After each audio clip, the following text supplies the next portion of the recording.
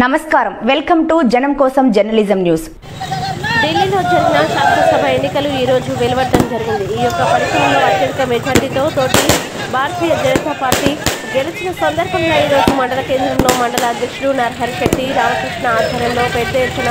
బాంబులు కాల్చి మిఠాయిలు పంపిణీ చేసి పెద్ద ఎత్తున సంబరాలు జరుపుకోవడం. ఈ సందర్భంగా మండల అధ్యక్షుడు నరహరి శెట్టి రామకృష్ణ మాట్లాడుతూ ఢిల్లీలోని ప్రజలు చాలా వివేకవంతులని, అవినీతిని రూపుమాపుతానని చెప్పి అదే అవినీతిలో కూరుకుపోయిన ఆమ్ ఆద్మీ పార్టీ అధినేత కేసుల వరకు బుద్ధి చెప్పారని, ఎన్నో దొంగ హామీలు ఇచ్చినా కూడా కాంగ్రెస్ పార్టీకి అక్కడ ఒక్క సీటు ఇవ్వకపోవడం అక్కడి ప్రజల వివేకానికి నిదర్శనమని, రానున్న రోజుల్లో కూడా తెలంగాణలో ఇదే రకమైన ఫలితాలు వస్తాయని ఆయన ఆశాభావం వ్యక్తం చేశారు. ఈ సందర్భంగా రాష్ట్ర కౌన్సిల్ మెంబర్ రాయరాకుల మొగ్లి మాట్లాడుతూ ఆమ్ ఆద్మీ పార్టీ గుర్తైనటువంటి చీపురుతోనే అక్కడి ప్రజలు ఆమ్ ఆద్మీ పార్టీని ఉండకుండా ఊడ్చి పడేశారని, స్వతంత్రం వచ్చినప్పటి నుండి ఈ దేశాన్ని రాష్ట్రాన్ని పరిపాలించినటువంటి కాంగ్రెస్ పార్టీ అక్కడ ఒక్క సీటు కూడా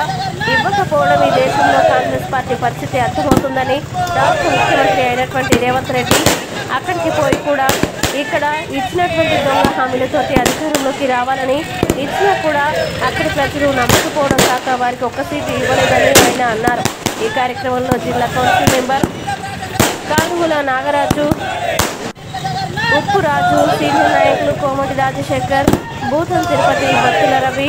అనుముల రమేష్, రేణికుంట్ల చిరంజీవి, మేకల సుమన్, బూత్ అధ్యక్షులు కడారి చంద్రమౌళి, బాసాని నవీన్, పైడిమల సుధాకర్, గాజు సుధాకర్, కన్నబోయిన రమేష్, ఉత్తమ సతీష్, బండి ప్రవీణ్, బత్తుల రాజేష్, మోరే రంజిత్ తదితరులు పాల్గొన్నారు.